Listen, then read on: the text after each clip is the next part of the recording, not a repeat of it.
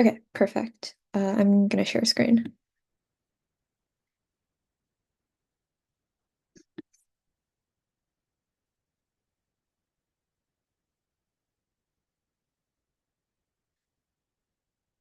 Okay. Can everyone share my screen or see my screen? If someone could give me a thumbs up, that'd be great. Okay, perfect. Thank you so much. Let me slideshow this. Okay, so today we're going to be going over answering critiques. I think this is a pretty important skill to have. You'll definitely debate versus critiques no matter what event you do. And it's very important to know how to approach them because it's really winnable, but it's also very losable. So first I'll go over an introduction. So I assume you guys all have like a general idea of what a critique is, but just for clarification, basically a critique is an argument that critiques a concept or an assumption in the 1AC, the topic, or the world generally speaking. So an example of this would be something that critiques capitalism, settler colonialism, anti-blackness, etc. Critiques can all be approached from similar ways, but there's specificity in each one of them and how you would answer each of them individually. So, for example, certain critiques make ontology claims, which means that they make a claim about how the world is structured against a certain group or against something, and that it is irredeemable. And for some of these arguments, you have to prove why ontology is wrong. And for some critiques, you might not have to, like for capitalism, there's no ontological claim, so you can just win different arguments. Specifically, you approach it differently when you're affirmative and when you're negative. So when you get your pairing on Tab Room and you see that your opponent is a K debater or you're debating versus a K team, you should consider a couple of things. One is judging. So, who is the person in the back of the room who is judging this round, and what arguments do they prefer? This doesn't mean that you have to tailor your arguments to them necessarily, but having a certain strategy depending on your judging is always good. So, for example, if your judge is known to be really, really biased towards structural violence arguments, or they're really, really biased towards certain policy arguments that defend why extinction is bad, maybe you want to tailor your arguments to that. You don't necessarily have to, but it's always a better way to get speaker points or to ensure you win an elimination round. So there are a couple of things you can do when deciding what affirmative you want to read versus a K team. So the most common ones will be these four. This is doesn't mean it's limited to these, but these are the most common ones. So for me, as a debater, I've always liked reading policy AFs, which are just AFs that defend either the resolution or like a subset of the resolution and says that if we don't do the resolution, extinction will happen.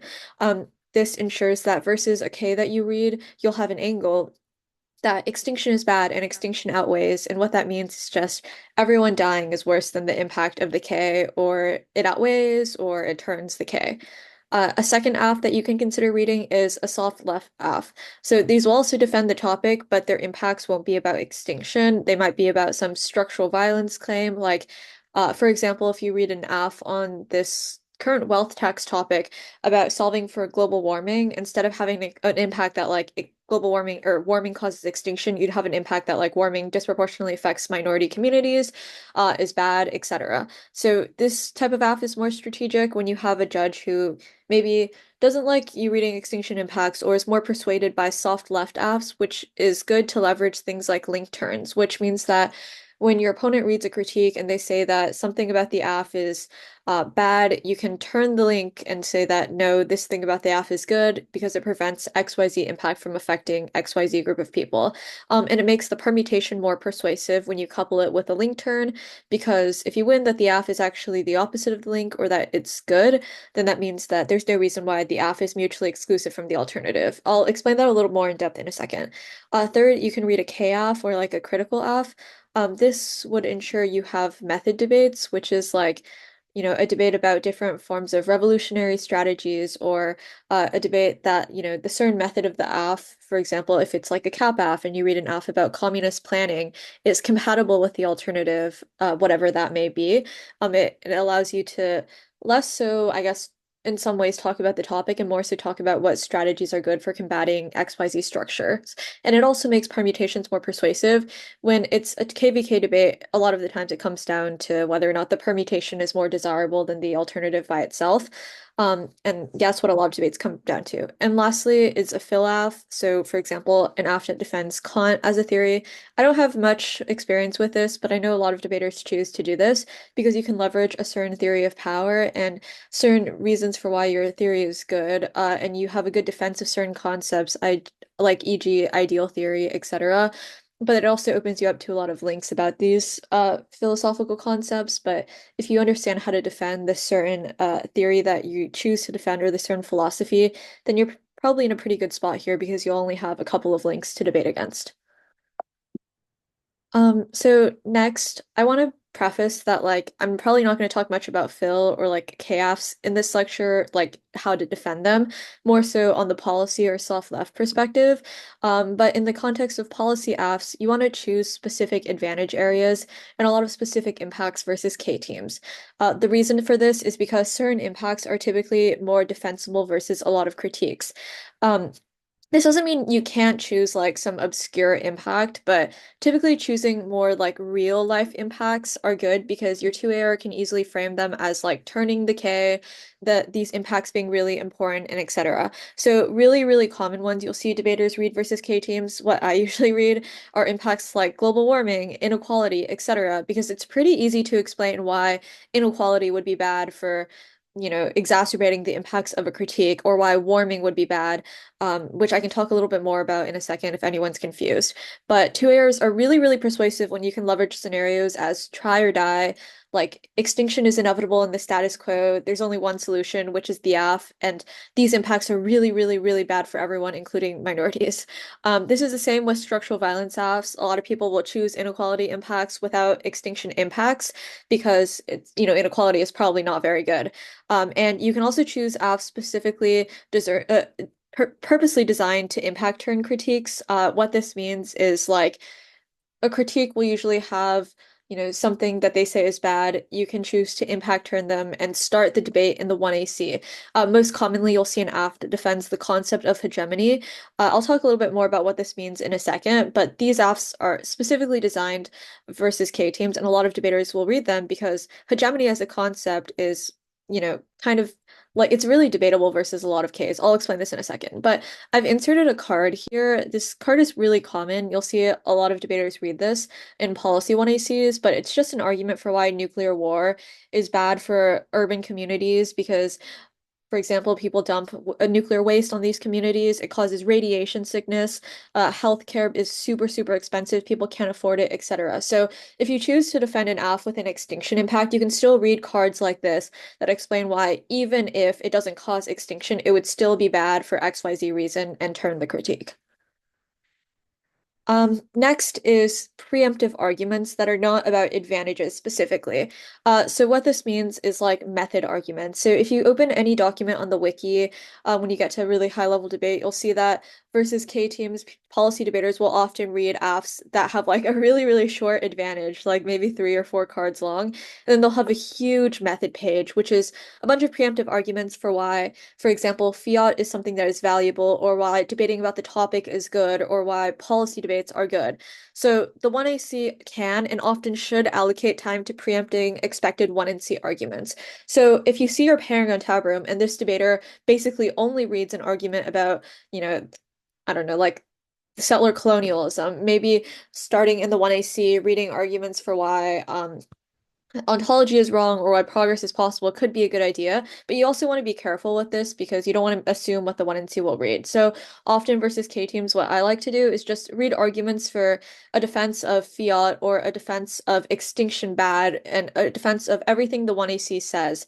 So most commonly, this will be arguments for why extinction is bad or why debating about the topic is good. So for example, there's this argument that's pretty common and it's getting increasingly more common called the fiat K, which sort of critiques the idea of fiat. If your AF defends fiat, if it defends the topic and it defends implementing the resolution, then you should probably have a defense of why fiat is good early, given how short the LD1AR is. And you can see on the right side here, this Jarvis 2K card. It makes a claim that fiat is not only good, but it's inevitable, and how it causes how not evaluating fiat causes insular intellectualism and a lot of these things. So if you read the card more specifically, it talks about how it supports ideas of problem solving and the ability to compile and practice projects and to think about and visualize all of these policies that are good for the real world. Um, Someone asked if it's possible to get the link to the slideshow. Yeah, I can send it in the Slack in a bit. But yeah, this is a really common card. And then up here, this Zimmer 22 evidence, this is a defense for why extinction is really, really bad. And it's sort of a preempt to cards that the 1 and C will read a lot of the time about how extinction is like this ruse to whiteness, and how when we prioritize bigger impacts like extinction, we never focus on structural issues. This card specifically critiques that idea and says that the process would universally impinge the possibility for all future value and would cause this like worldwide apocalypse that's really, really bad. And when people claim that extinction is a ruse to whiteness, they're wrong. So you can preempt arguments like these in the 1AC. Next is extinction. Really, why is it bad? There are a couple of really important warrants that you guys should probably know and focus on. If you are a K debater, you should know these warrants. If you're a policy debater, you should know these warrants because you'll either be debating against them or defending them. So one reason is reversibility. Once everyone is extinct, obviously you can't go unextinct. Second reason, pretty common and easy to leverage, is that it turns the K. For example, even if suffering is bad right now in the status quo, it can always get worse in a world of literal human extinction where everyone is dead. So it's try or die to do the affirmative. Third, this argument is particularly persuasive versus K debaters, in my opinion, because it's a question of consent. Even if they think that life, is bad and not worth living for, they shouldn't get the choice to make that for 8 billion people on the planet. It's unconsensual. Life probably has some form of intrinsic value, and it's pretty easy to defend that, saying that extinction doesn't matter is something that is, probably kind of bad. Next is moral uncertainty. If you've ever heard of this argument, if you haven't heard of this argument, no worries. It's pretty simple. It just means that, like, for example, in a 45-minute debate round, we probably won't be able to decide the proper moral theory or exactly what thesis and what critique is true. But what we do know is that we need the ability to, have these discussions in the future. And if you're uncertain at the end of the debate about if the critique is true, then you should err on the side of safety, to preserve the ability to have life, to have these discussions in the future, because, a debate round is pretty short. And it means if you're uncertain, then you should be on the side of life because we can always figure out in the future what matters, but life, once it's gone, it's irreversible. Another argument is global genocide. So obviously critiques will typically critique the notion of how, something in the AF affects like, a specific group or structure, etc. Extinction is bad because, it is a literal global genocide when every single person dies, and it's probably not defensible to say that that's good. You can justify this both analytically and with evidence. So, for example, in the 1AC, a lot of the times I'll read this like analytic that's like extinction outweighs, it's irreversible, a floor for a value, moral uncertainty, etc. But also, it's good to have authors that support these claims. So on the right here, this is a card that my coach cut. Everyone, so many people on the debate circuit read it, but it basically says that extinction under any moral theory, so this can be read versus field debaters too, is bad because we'd fail our duty to humanity. Our human species would be robbed completely of their points. We would have no future projects to prioritize. And it's really, really important because our ability to do literally anything as like collective agents is completely thwarted in a world where human extinction is impinged on everyone. And having carded pieces of evidence is typically pretty persuasive, and a lot of judges will be willing to pull the trigger on this over like analytics. Okay, so next is framework. Oh, actually, before I get into this, does anyone have any questions so far? I think everything I've talked about is kind of self-explanatory, but no worries if you do, just go ahead and ask.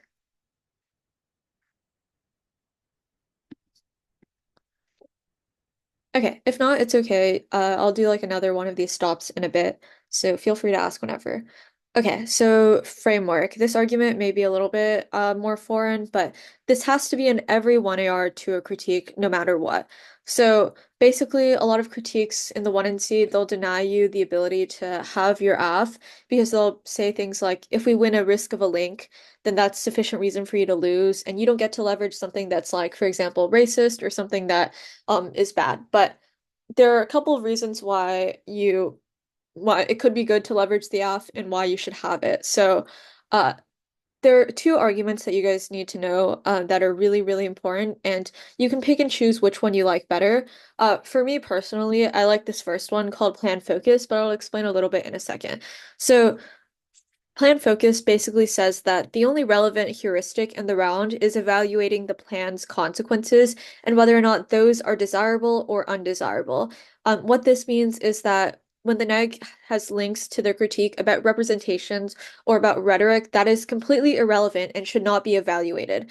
There are a couple of reasons for this. So, first of all, fairness. If the negative is able to go through every card in the 1AC, pick out from ununderlined portions of cards and unhighlighted portions, talk about literally anything in the 1AC, have links about rhetoric or links about like assumptions or links about, really, really random obscure things, that kills fairness because the AF is never fully prepared to defend literally every single thing they could be picky about. Second is clash. Instead of having like discussions about whether or not the resolution is a good idea, we have discussions of whether like really random phrases in the 1AC or assumptions that are irrelevant to like whether or not the app is a good idea in general, which kills clash because we never talk about the intricacies of the topic. We just talk about really small, irrelevant things. And third is skills. This a lot of times is carded, and typically not analytically justified, but this is an argument for why like talking about the resolution and talking about policy proposals builds up the skills for us to become policymakers and propose real life change and advocacy and gives us the skills to become policymakers and leaders in the future. So those are generally the arguments for why you should get the case and why defending the AF is something, or like being able to leverage parts of the AF versus the critique is a good idea. If you just think about this from like a really logical perspective, you spend 6 minutes reading the 1AC, and then the negative just goes and says you can't leverage any of the AF versus our critique. Obviously, that's pretty unfair because you've just wasted 6 minutes of your time. If you can't leverage anything, you'd probably automatically lose the debate. So fairness is honestly pretty convincing as an impact. Secondly is middle ground interpretation. So they get their links, but we get to leverage the AF. And what this means is that the negative does get links to our rhetoric and our representations, but we also get to leverage every part of our AF that, we think is important to leverage. And the impacts are basically the same thing, fairness, clash, skills. These won't really change across the two interps. But the key difference between these two is their ability to resolve offense underneath each other's interpretation and their ability to, yeah, I guess resolve offense versus their ability to get rid of links. So underneath plan focus, there's only one thing that you need to be prepared to defend, and it is the ability, whether or not passing the AF is a good idea and whether or not those consequences are desirable or undesirable. A disadvantage to this is that the negative would probably their offense would be more persuasive and how they can't talk about the rhetoric of the 1AC. So debaters can be racist and not be held accountable for it because the only thing that matters is whether or not the AF is a good idea. And plan focus can't resolve that offense. But the reason why it's pretty beneficial, especially in LD, is because it's often really hard for 2ARs and 1ARs to get up and be able to defend every single link that they talk about or address all of them because of time constraints. And also, it's pretty annoying to be able to compare the difference between like whether or not extinction is bad versus like for example a microaggression in round or something like racism, and how do you weigh between those two things. So that's a reason why a lot of debaters choose to defend plan focus, because in that sense you only have to be prepared to defend one thing, whether or not your AF is a good idea, but that also supercharges a lot of the neg offense about why we need to be held accountable for our actions in our rhetoric and round. That's where middle ground might be advantageous, especially for judges who are a little bit more K biased or leaning towards Ks, because it doesn't deny the neg any of their offense. So they can still have links about the rhetoric of the 1AC and still have links about whether or not, done something that justifies racism or, I don't know, sexism, etc. But you also get your aff, so you can compare the two.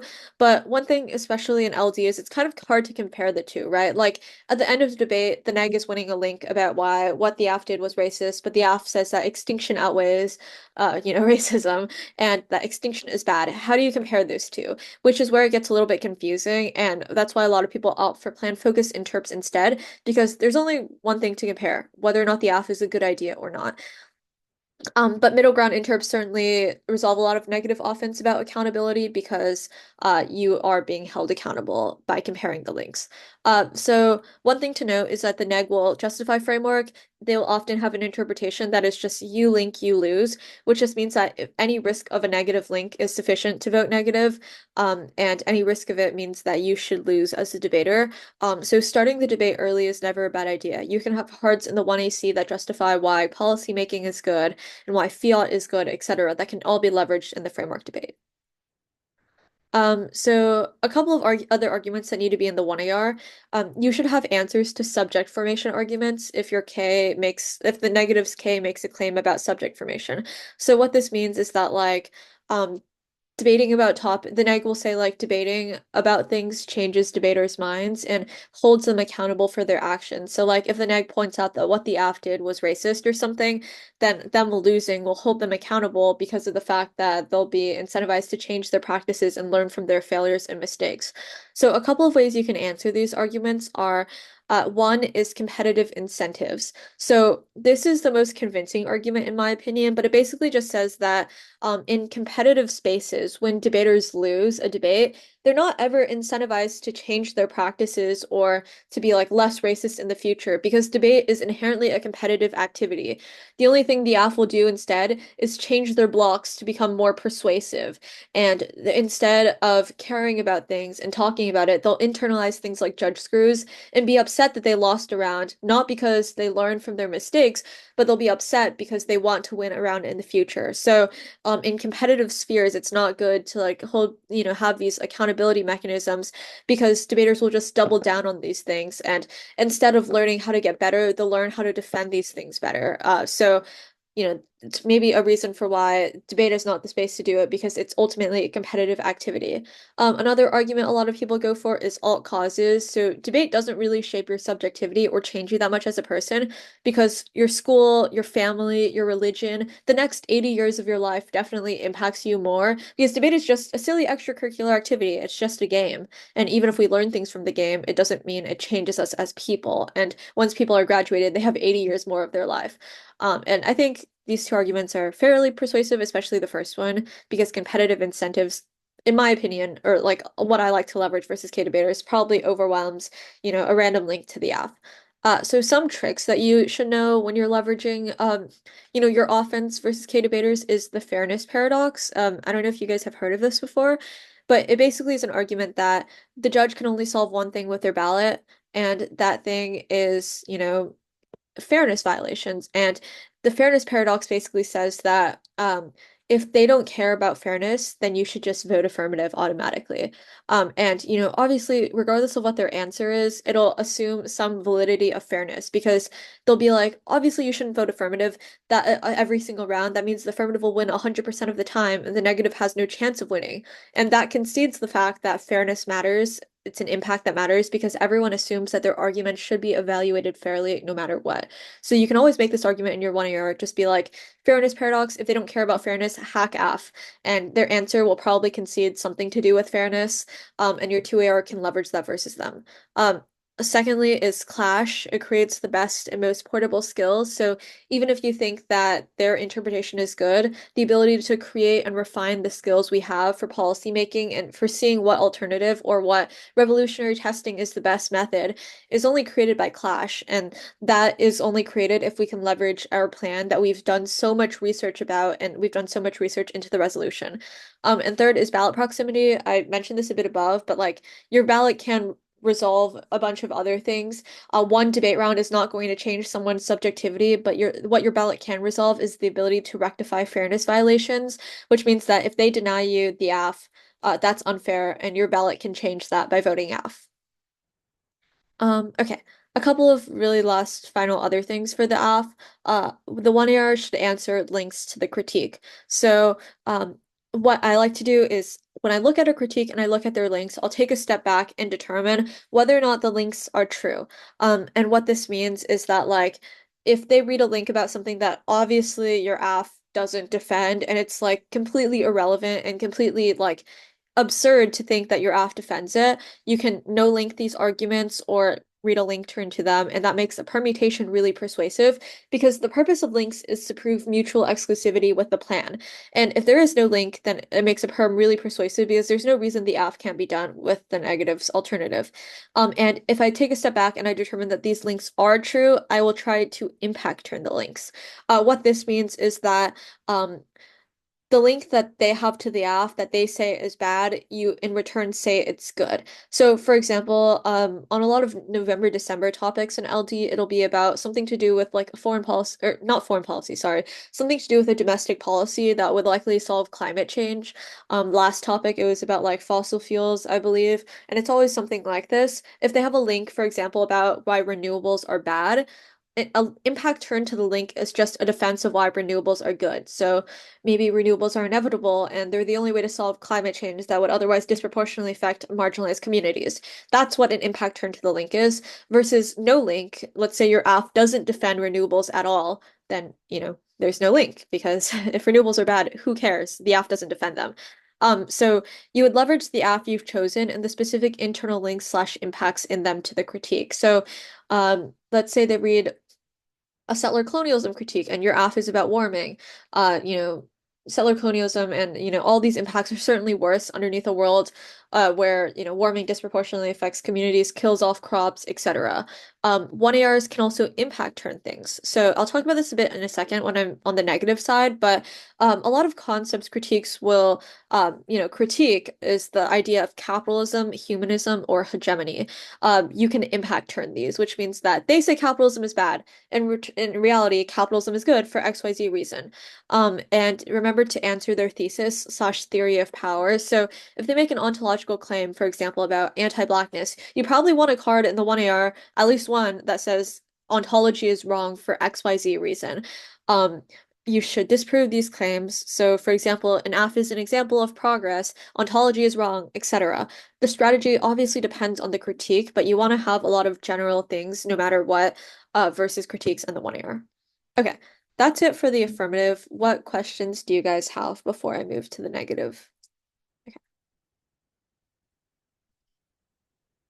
Other than middle ground arguments, are there any ways to respond to can't weigh the F or weigh as a research project framing? Yeah, so there definitely are. So, can't weigh the F was just like no link, or sorry, you link, you lose. And the justifications for these arguments will certainly always be something about accountability or about how like microaggressions are bad or how we should, you should lose if we prove you're racist, etc. And the way to answer these arguments is basically no subject formation and the stuff that we were talking about in a second ago. So like, for example, accountability is irrelevant because debate doesn't change subject formation and it doesn't change how people view things. And that is why you should weigh the F instead. And a second way is you should leverage your offense and why your offense, regardless, outweighs the negatives offense. Fairness is a power constraint on evaluating arguments, for example. Their arguments are irrelevant if, we don't have clash and we don't have the skills to talk about them, etc. But I think the most common negative arguments will be about accountability. And if you leverage the fact that subject formation is fake, it's wrong because of alt causes and competitive incentives, then that should be sufficient. Someone else said, can you go over ontology? Yeah, I definitely can in a second. I can do that at the end of the meeting, so if people don't really want to listen to it, they can leave. Yeah. Someone else said, do I put extinction outweighs in the 1AR as well? How would you impact turn set call? So extinction outweighs, yeah. So you would start in the 1AC and say why extinction is bad. And then in the 1AR, you would obviously extend those warrants.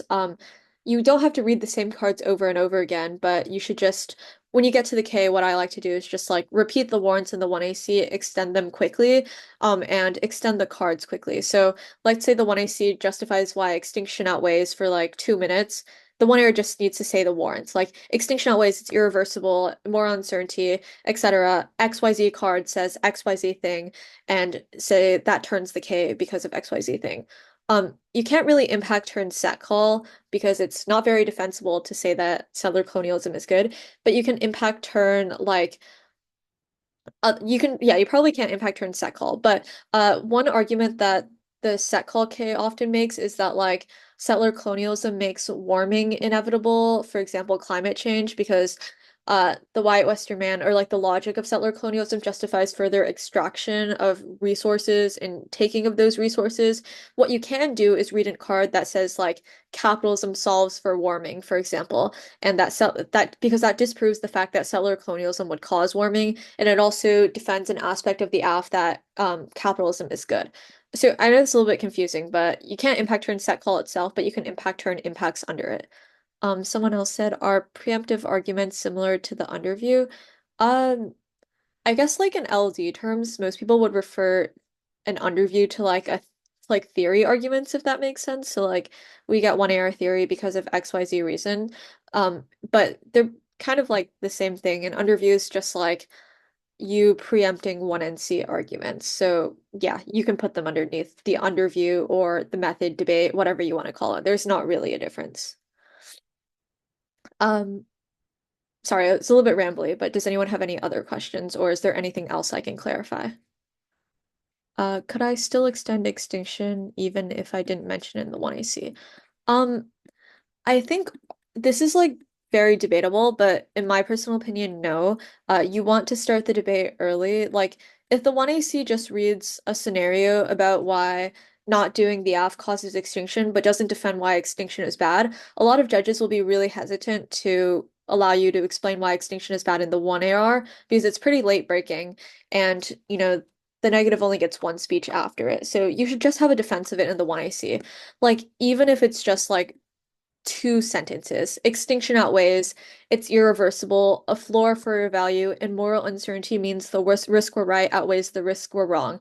No amount of present suffering justifies universal genocide. Like, that's genuinely enough if you're not sure if the negative is going to read a critique, but you should always have something about extinction in the 1AC if you've read a policy F. Okay. Anyone have any other questions? Or anything I can clear up at all? Okay, if not, we'll go on to being negative. This is my favorite part. Okay, so a couple of things when being negative is you should approach it similar to being affirmative.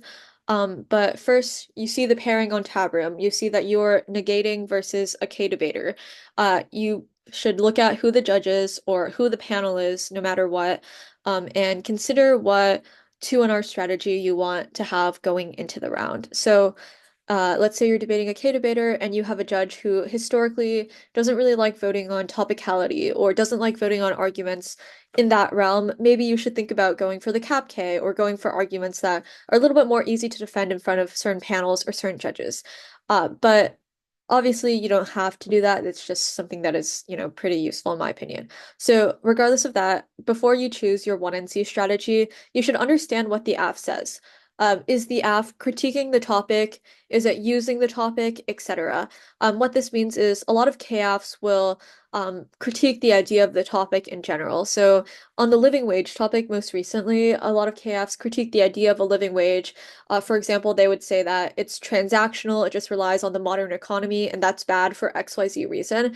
And instead, they affirm something different, completely unrelated from a living wage. Um, other like in like the opposite realm, some AFs, there was like a cap AF on the September October topic that said that basically the only way that we revolt against capitalism is by giving people a living wage first because people need the money and they need resources to not literally be dying on the streets for us to start communist movements. So you see how both of these AFs defend some sort of revolutionary movement, but they do so in a different way because one critiques the topic and one says that the topic is good if we use it in a different way. So you should make sure you understand what the AF does because this will impact your 1NC strategy heavily. So versus topical k-affs, I'll go over this first because, in my opinion, these are pretty easy to be negative versus, because there are a couple of strategies that are really effective, and you honestly can get good at them pretty quickly.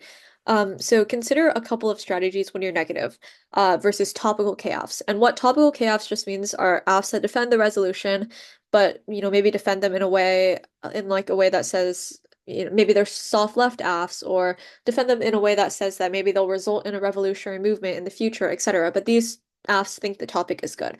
So one is a disadvantage plus extinction outweighs. And what this means is just a disad to the topic. So, for example, on the living wage or on the wealth tax topic, the most common disad you're going to see is the econ disad.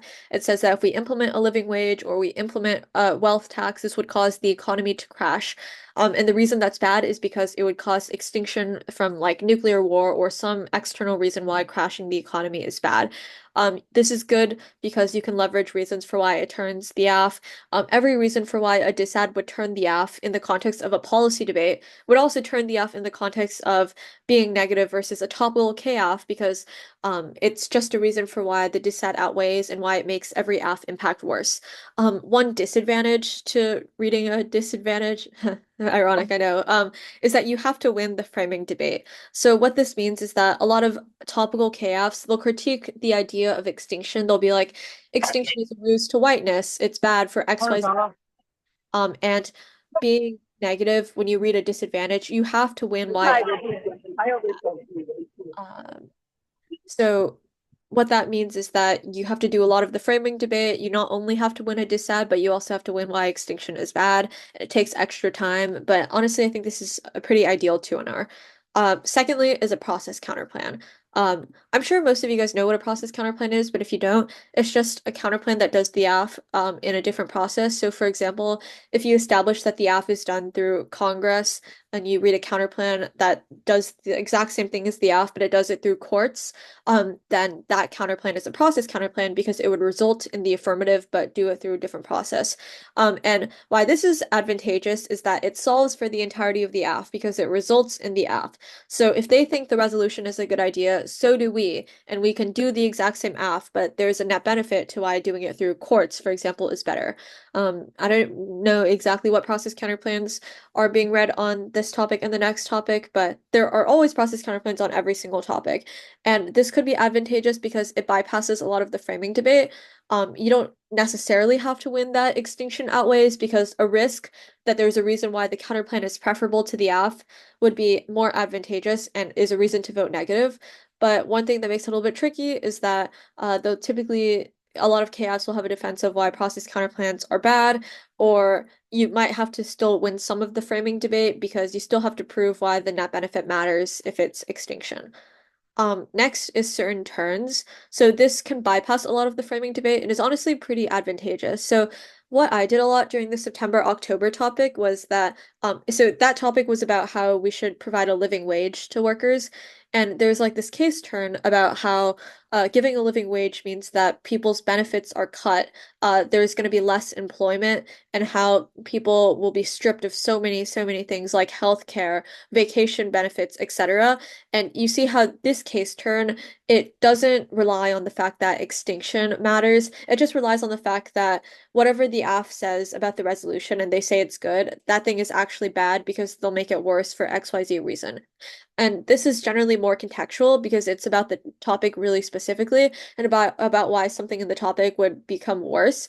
But one thing is that a disadvantage is you can't leverage extinction because they would just turn the AF at their own framing level. But what's strategic about this is that you can often concede the AF's framework about why like structural violence matters and just go for case turns. Lastly, a strategy is just critiques. These are going to make like structural claims. So, for example, a lot of critiques have topic links to the AF, like, for example, why living wage is like, for example, a colonial for XYZ reason, and you can read the set call K versus this. And it would probably solve the AF at a bigger structural level. But one thing you need to make sure about this is that typically permutations are pretty persuasive with soft left AFs, because combining the AF with the alternative is a lot of times a good idea if they don't win a really strong link. Anyone have questions about this?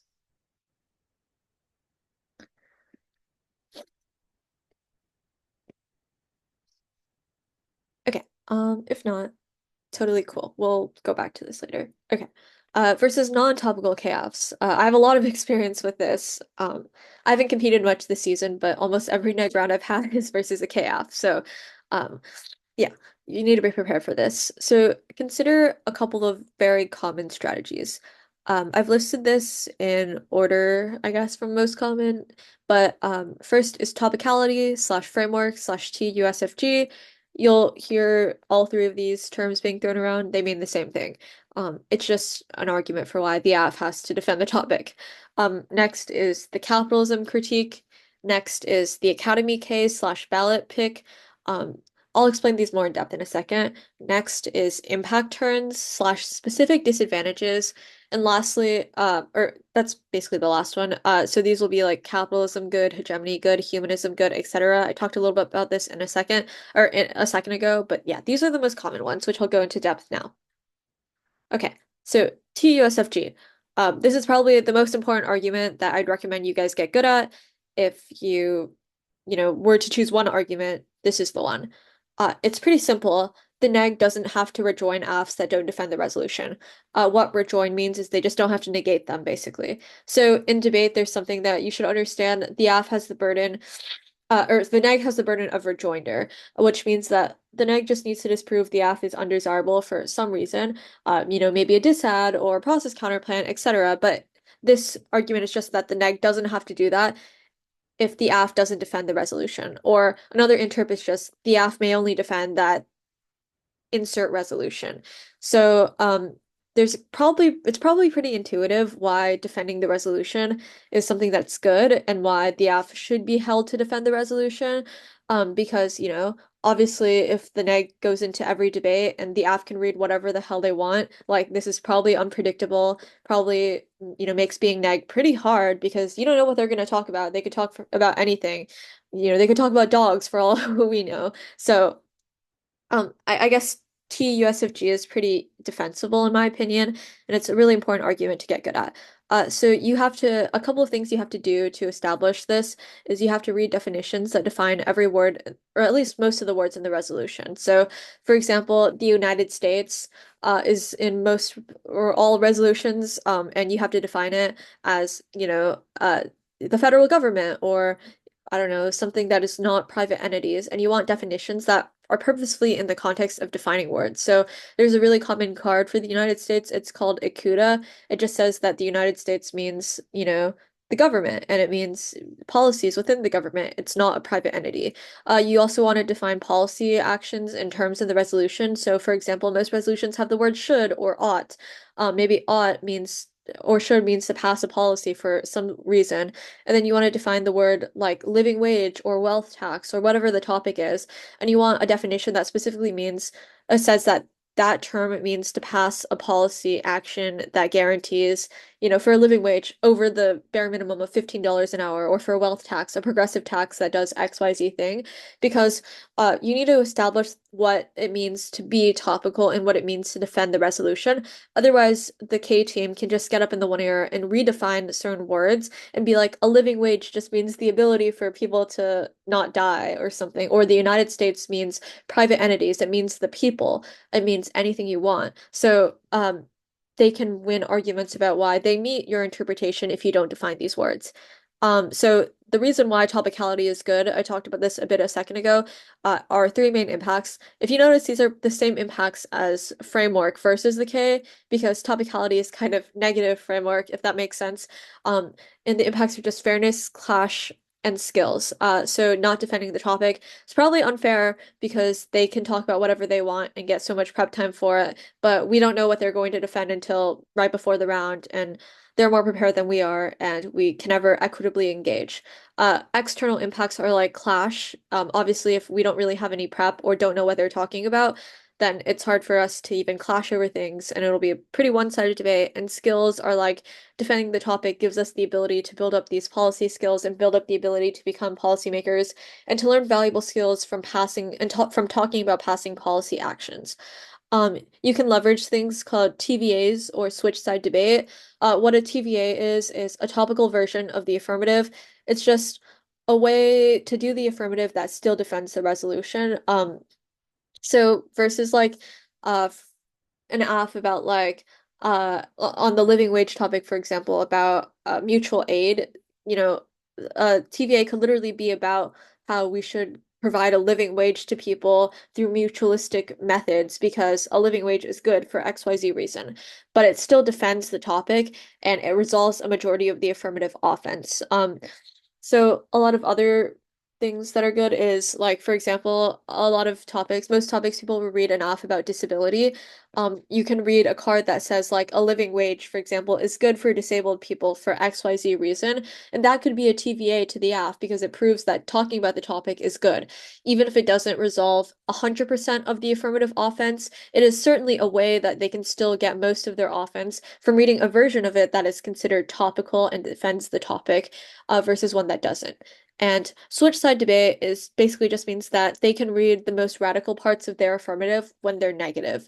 And what this means is that the affirmative is still able to leverage their own offense versus negative critiques. And reading it on the negative solves most of their offense because they can still have discussions about whatever they're critiquing. Um, and the reason it's better to read a critique on the negative is because the AF still gets their AF, but if you read it on the AF, then the neg doesn't have any offense because they're not talking about the topic whatsoever. And it's really good to read cards when you're talking or when you're defending T-USFG, there's like a lot of cards that explain why talking about the topic creates like valuable skills and the heuristics to become policymakers, etc. There's one called McGee, I think. I don't remember exactly, but if you just search on the wiki, you'll find a lot of cards. There's so many debaters who read cards for framework. And K teams will spend the most time thinking about topicality, which is probably the only reason why it's not like maybe the most strategic at certain instances, because they'll spend a majority of their time thinking of how to answer this argument. Because I don't know, it seems pretty intuitive that defending the topic is probably something that is pretty persuasive to a lot of judges. Anyone have questions about this? Oh, I forgot there's another slide, so you can ask after this. Okay, so it's important to think about both sides of this debate because when you're negative, you have to think about how the affirmative will answer it and vice versa. AFs will critique the reading of topicality usually when they're answering this argument. So really common arguments that they'll make are the predictability K, why defending the state is bad, and why Rev debates are good, and more. So what these arguments mean is that first, the predictability K, it basically is just like an argument that says what's predictable to you might not be predictable to them. So, for example, if I read the resolution and I see it's, the United States ought to provide guarantee a living wage. Maybe for me, I think a living wage means policy, but for them, maybe they think a living wage means something more revolutionary or it means something a little bit different. Social context, how people grew up in, etc., could all determine how they read the resolution. So a second argument they'll make is why defending the state is bad. For example, if they prove that the state is violent, it's probably not good that they are forced to defend the state for XYZ reason. And a lot of the third argument that most K teams will make is Rev v. Rev debates being good, which means that instead of having debates about useless policies that will never pass, we should have debates about the best forms of revolutionary organizing to combat like capitalism, fascism, etc., every impact that's happening in the world. And I can I'm probably not going to go into detail too much of how to answer these, but one thing that you need to know is that you have to have a broader defense of what predictability is and why it's important. So this will definitely answer the predictability K, but it'll also implicitly answer the other two arguments because, for example, the ability to predictably, like guess what the 1AC will be or to predict what the 1AC will be is really important because debates can either be super nuanced and specific over the intricacies of the resolution, or they can be insular, they can be broad, they can be shallow because everyone is just reading off blocks for 45 minutes straight. You have to ask yourself what type of debate is better and which type of debate cultivates the best forms of revolutionary organizing. That's like an argument that a lot of people make is that absent having a predictable stasis or defending the resolution, debates will become shallow, they'll become stale, they won't be about anything other than just debaters reading off blocks for 6 minute speeches straight over and over again. And that would answer a lot of the one-ear arguments about Rev v. Rev debates because who cares if we have rev debates if they're literally not educational, engaging at all, and are not from a stasis point, which both debaters can predict, because that just means that we're reading off blocks, not actually talking about rev debates. And it would also answer the predictability K because it would show that there's a common consensus of what predictability means. And for example, broader literature, when you do Google searches, etc., so those are all ways to answer these arguments. Um, it's really important to leverage parts of the one and C here. For example, a lot of people will say that like topicality is bad because it's an imposition on what we can do and it forces us to defend the state or it forces us to defend certain things that we don't want to defend. An argument that you can leverage is that T is not an imposition, it's a negotiation, or it's just a win condition for us. We're negotiating what the terms of the topic mean, and we're doing so in a meaningful and respectful way that isn't an imposition. So you can leverage arguments like these versus one-AR arguments, and honestly, T is always like a winning strategy here. Anyone have questions about this? I know this is like really important topic, so if you do, ask away. Okay. See. Does the TVA need to have a text? Like a lot of people use switch side debate and TVAs as concepts in the one and C, but still go for them. Is that a common thing? And how does it work? Yeah, so a TVA isn't really like a counter plan or like a plan. So you don't necessarily have to have like a really specific text like um TVA text, the United States should XYZ thing. You just need to have an outline at least of what a TVA, what the TVA does. So what I like to do is like I'll literally say TVA, defend a living wage for workers, and then read a card that justifies why that's good. In my opinion, TVAs should almost always be carded, but they don't really have to have a specific text, as long as the tagline for the card explains like what the TVA does or like the card itself does. And switch side debate definitely doesn't have to have a tag, it's just an argument. Um, honestly, I don't really think so. Like body politics as an argument or like three tier, etc. In my opinion, it's harder to win. K teams typically have more, maybe they're a little bit less prepared to debate against them, but honestly, the offense for framework is a lot better than like body politics, in my opinion. And just understand and get good at answering the AFS arguments, and you'll be fine. You can read these arguments if you want to. I'm not saying you shouldn't, but in my opinion, more judges are persuaded by TUSFG/framework, and it's probably easier to defend.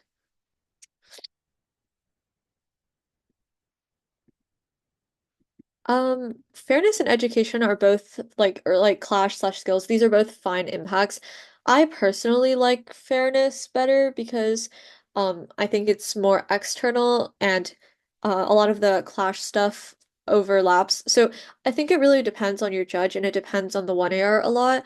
So some judges really hate fairness as an impact. They don't think it's a real impact and they think that it's, you know, probably insulated from other things. And some judges like you to leverage clash as reasons why it turns the off. For example, even if their offense matters, we need to have a good clash, which means that we have to debate about the topic. But some judges like fairness more because it's an external impact that's completely isolated from the rest. So I think it just is honestly dependent on both your judge and if the one error screws up somewhere. But in my personal opinion, I like fairness a little bit better. Yeah. Anyone have other questions? Okay.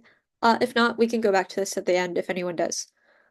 Next argument. This is the second most common argument you'll see. It's the cap K. So, it's basically what it sounds like. This is pretty strategic as an argument because it has extinction impacts and K teams typically lack nuance. And what this means is that they'll have reasons for why the AF is good, but they'll often not have a lot of specific reasons for why the cap K is worse than the AF. So a lot of arguments that are strategic is that the cap K has impacts about like inequality, for example, and how capitalism isolates workers and makes working conditions horrible, but they also have bigger impacts like fascism and warming. So these impacts are really strategic to leverage because they often turn the aff. So remember how we were talking about this on the aff when debating versus critiques? It's the same thing on the neg because fascism is really, really bad. It typically co-opts a lot of movements and makes it impossible to have successful movements that the aff says are good. And warming disproportionately affects minority communities, but also causes extinction independently. So the structure of a CAPK when you're debating versus a k-off is pretty similar to how a K would look in any debate. It has to have three parts. So, um, a link. So, for example, why the F is bad, an impact to that, why capitalism is bad, and an alternative, what we can do instead. So, the alternative would solve the affirmative, and the reason why Ks are kind of strategic is you can frame it as a risk of a link outweighs. I'll talk about this in a second, but really, really common links are these three. Folk politics is probably the most common. It just says that if we have a praxis abstracted from material action, that's bad and it gets co-opted without revolutionary planning. So what this argument means is that like the AF will have this like a thing that they critique. So maybe the AF will even critique capitalism itself and be like, XYZ thing is bad. But if they don't have something that specifically explains what we do about it, how we make change materially, beyond just, talking about it and having a blueprint for it, then they can never solve and they can never get to revolutionary planning. And their movement will always get co-opted, which means that it'll always fail, get shot down by right-wing fascists, etc., because they don't know what to do materially to combat these structures of fascism. Second link is kind of similar, but it's called localism. So it means that they don't have a blueprint for organization. There's no consolidation. The CAPK would argue that we need to have this sort of vanguard party that collectively organizes and consolidates power amongst the people and treats the working class as revolutionaries. But the localism link would say that the AF doesn't do that. They don't really know what they're doing. They're disorganized. They don't know how to organize their movement beyond just small local politics, which means that their movement will fail. The third link is an authority link. It's a little bit similar also. It says that we need to have some sort of central authority figures. We need to have people in power and, some form of a hierarchy because without structure within a party, it'll become chaotic, disorganized, and be co-opted over and over again. And these links basically, they're not about the topic, of course, and they're not about, random things in the AF, but they're about the overarching structures that the AF defends as a good idea to solving for their problems, because it says that the way that the AF has theorized their method is bad and it'll fail. So we should have an alternative that is sort of a vanguard party that would provide necessities to workers, for example, food, water, shelter, security, etc., that creates disinvestment from the capitalist system and allows people to understand how horrible capitalism is and to revolutionize and fight against it in a material way. And Escalante is an author. She writes about capitalism a lot and the alternative of like dual power base building, etc. And it's probably the most common alternative card you'll see. And it just argues for this like vanguard party and says that this is much more desirable to the affirmative because their movement is localized, it's small, it has no authority, it'll fail like every form of folk politics in the past. But the alternative solves because it is significantly better and creates central authority where everyone can fight together against a capitalist system. Otherwise, extinction is inevitable from capitalism. Does that make sense to you guys? And do you have any questions about this? This is pretty strategic, especially against a judge who maybe doesn't like T framework slash TUSFG because they're more persuaded by like KVK debates. And it still allows you to, have a really common negative argument against k-affs because almost every aff will probably bite into at least one of these three links. Okay, if no one has questions, we can move on and come back to it later if anyone does. Okay. I didn't make a slide for the ballot K, but it's pretty like self-explanatory. It just says that like we should we can advocate for the affirmative except for the use of the ballot. For example, you can think that the affirmative is a good idea, but you don't have to vote affirmative. And yeah, I don't know. That argument like is pretty less it's read pretty often, but no one really goes for it that much. But the reason why it's kind of persuasive is that the one AR might make arguments on it for why the ballot matters in terms of like fairness, etc. And you can use it to leverage on the T framework debate. So that's something that a lot of debaters do that's pretty strategic in a lot of debates. They'll read certain positions that seem pretty unfair purposefully so that the F in the one AR gets up and they're like, that's unfair for XYZ reason, or they implicitly make an argument that concedes why fairness matters, and then the negative will concede that argument from the one AR and be like, that proves fairness is the only impact that matters in the debate round, and they'll go for topicality. So you guys can do that in almost every debate and strategically leverage one AR arguments and make concessions because those arguments can help you prove a point on whatever flow. So yeah. Okay. Impact turns. So I really love impact turns.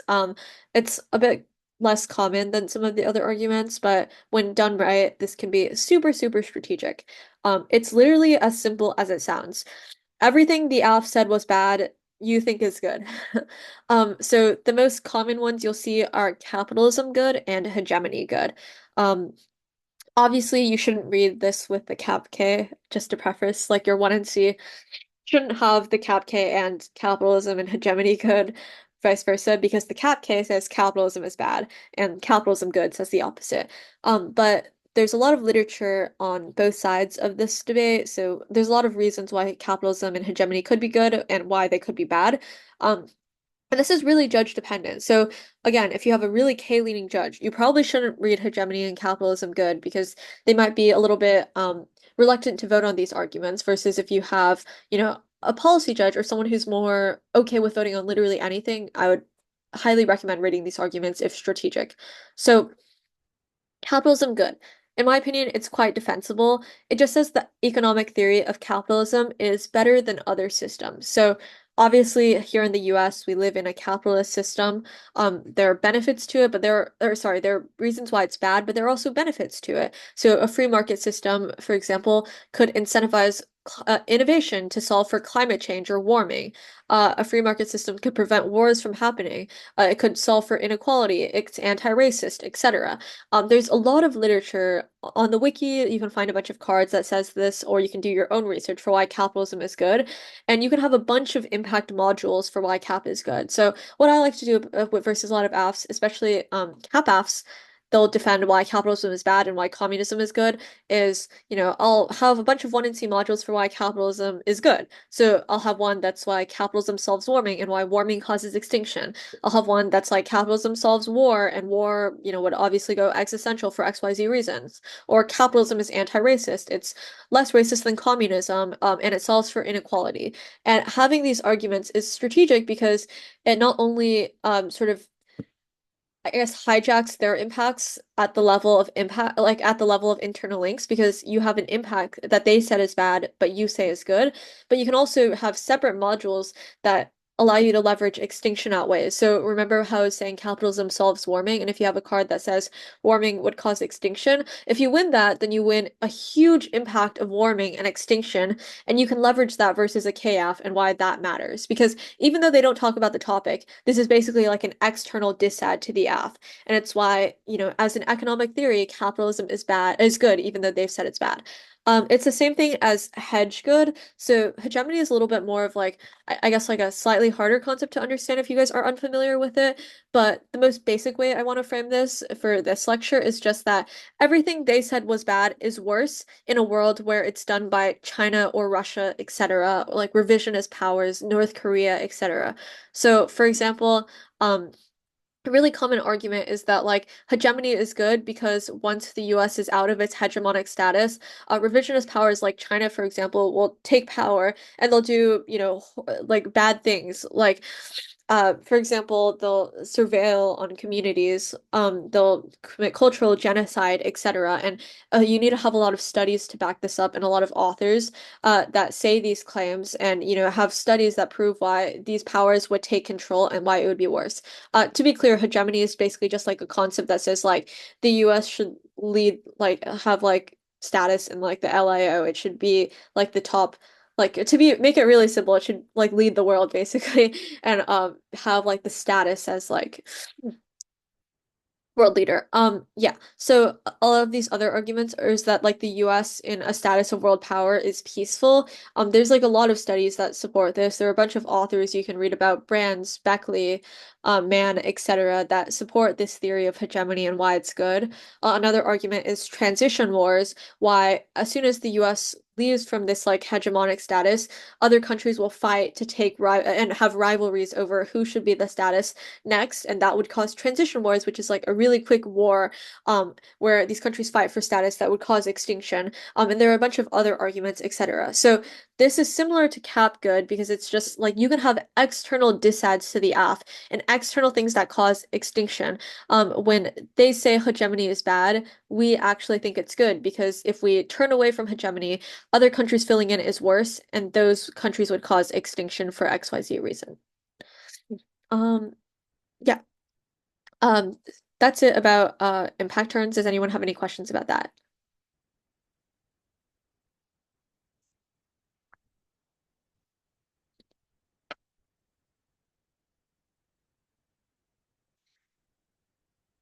Okay, if not, we can go back to it in a bit if anyone thinks of anything. Okay, last thing that I wanted to talk about is what to read on case when you're negative versus a k-aff.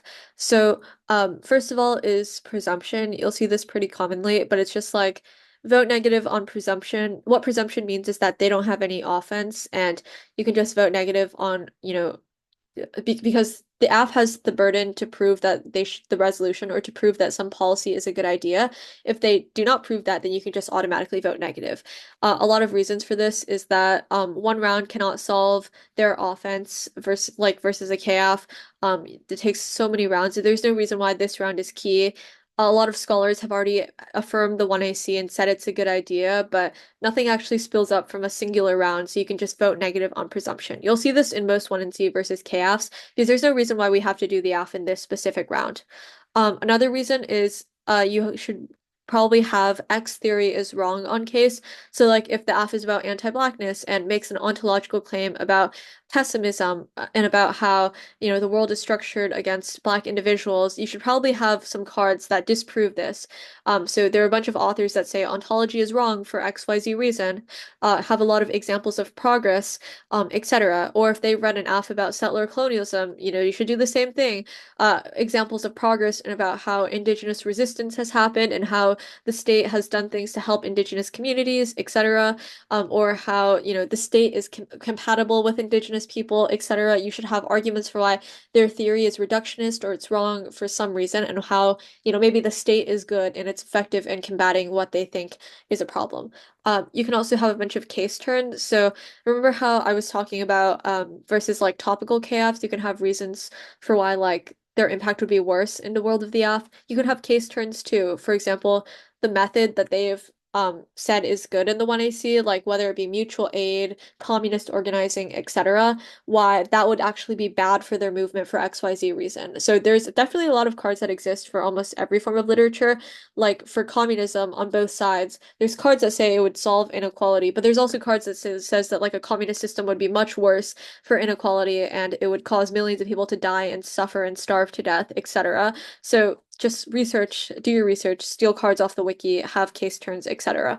And I guess the last thing is if you have extra time, you can read extra links, which means that if you're reading the Cap K, for example, you can put links on the case because they're not only links, but they're just reasons that prove the aff fails regardless, if that makes sense. So like, remember how I was talking about like local organizing and folk politics? Even if you read these links on case, they just prove that the app isn't effective and they can never scale up their movements or solve for the impacts they say they want to solve for.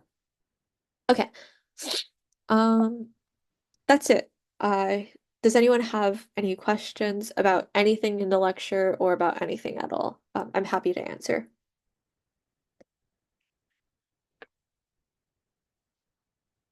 You guys can type in chat or unmute if you want, whatever's easier.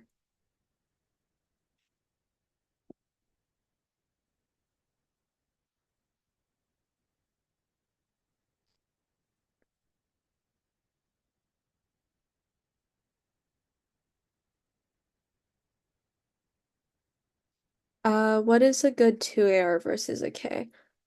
Yeah, that's a good question. So your 2AR should obviously not go for everything that the 1AR has said because you just don't have enough time for it. What I think is best is just to leverage specifically what the 2NR has mishandled and to isolate your win condition. I think this you'll get better at this with time once you do a lot of debating and through years of experience, but a lot of times, like, no 2NR will ever be perfect, and they'll always probably undercover something or misallocate time to something else or make strategic concessions. So let's say a 2NR spends like 5 minutes on the framework debate, but they barely do any link debating at all. Maybe instead of a 2AR that goes for framework and extinction outweighs, you go for the link turn in the 2AR because they've misallocated a lot of time in the 2NR to winning framework, but not enough time to establishing their link. So a link turn 2AR would be more persuasive. Same thing otherwise. If they spend a bunch of time winning their link and you don't think your 2AR can really beat back this link with the short amount of time you have, maybe your 2AR should be framework and extinction outweighs because plan focus means that their link doesn't really matter anymore. So honestly, it just depends on what the 2NR is. And one thing that the 2AR, like one sort of safe 2AR for almost everything is just like framework plus extinction outweighs. Like, yes, we get the AF, plan focus or way case, whatever, XYZ thing, and spend a bunch of time justifying it, and then just justify why extinction is really, really bad for XYZ reason, consent, irreversibility, global genocide, etc. That's a really, really safe 2AR, basically no matter what, but your 2AR should never always be one specific thing. It should just always be contextual to the round and taking advantage of negative concessions, basically. Yeah. Anyone have any? Okay. Other questions? If you're line by lining the K and the 1AR, what parts should be attacked in what order? Is it more important to attack the link or the all equally? Oh yeah, that's a great question, I think. So, I think for a lot of judges, what they prefer is you kind of go in the order, or there's sort of an order that everyone does. It's like you start with the framework debate and then sort of the links, and then you get to the alternative. And it doesn't really like you don't necessarily have to attack every single part of the of the K and the one and C because often you don't have enough time for it, but you need to isolate what you do need to attack. So let's say the links are on the K are really, really, really true, and it's hard to defend them because your AF is, maybe not super good at debating versus these links. Maybe in that case, you just don't answer the links at all, and you just go for the impact turn in the 1AR. Read framework and an impact turn, and just leverage why, whatever they say is bad is good. Versus the other way around, maybe they've spent a lot of time developing their impacts, but they haven't spent a lot of time developing the links whatsoever.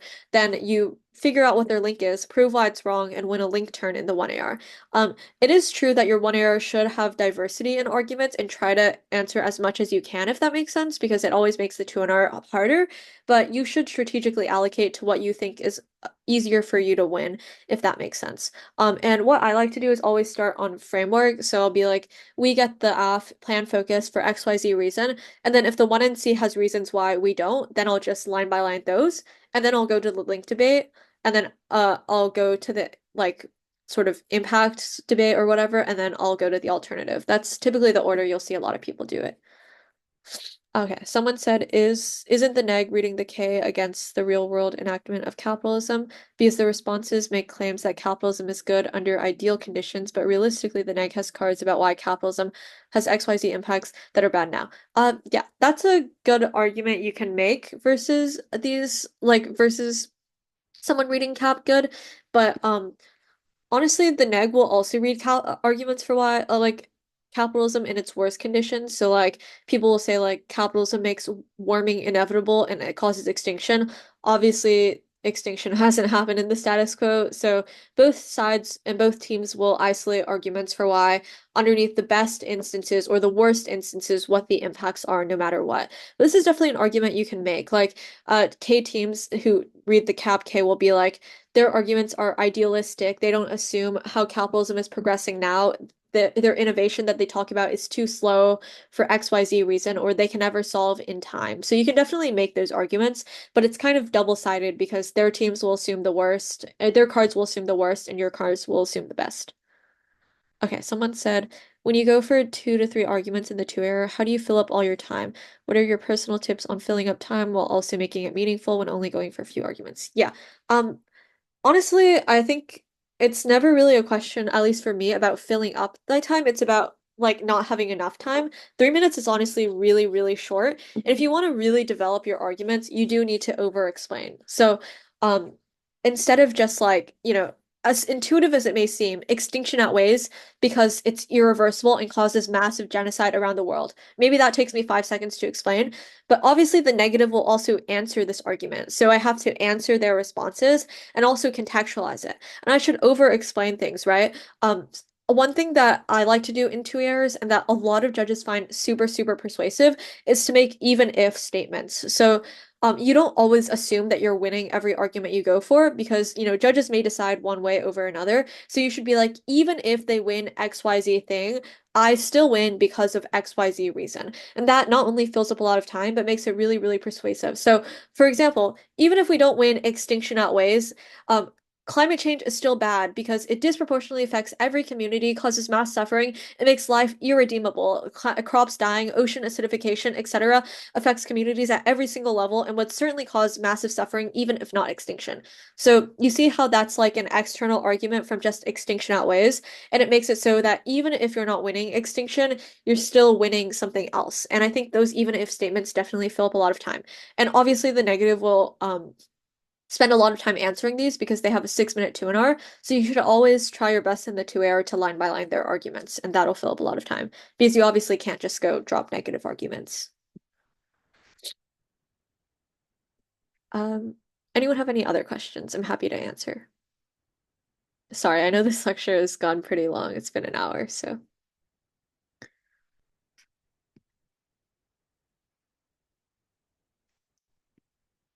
okay.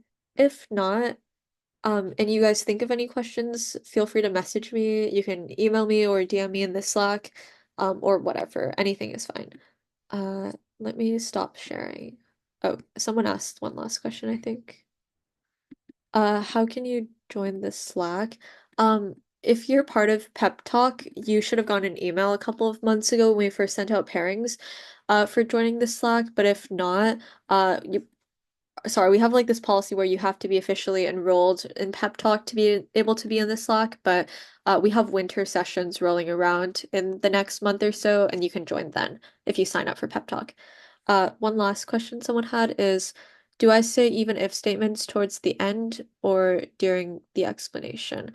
Uh, Honestly, that's a good question. I don't think it matters too much. You can say it, I think, during the explanation because you want to have a lot of even if statements. So like when you're in the framework debate, for example, you can make an even if statement then, and then when you're talking about extinction, you can also make an even if statement then.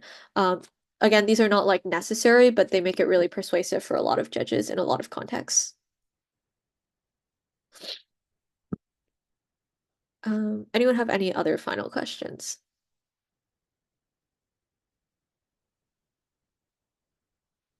Okay. If not, again, feel free to message me. Doesn't matter where. I'll be happy to answer and get back to you guys in a few days. Thank you all so much for coming, and I hope you have a great Thanksgiving break and hope to see you in future lectures. Yeah, of course. Bye, all.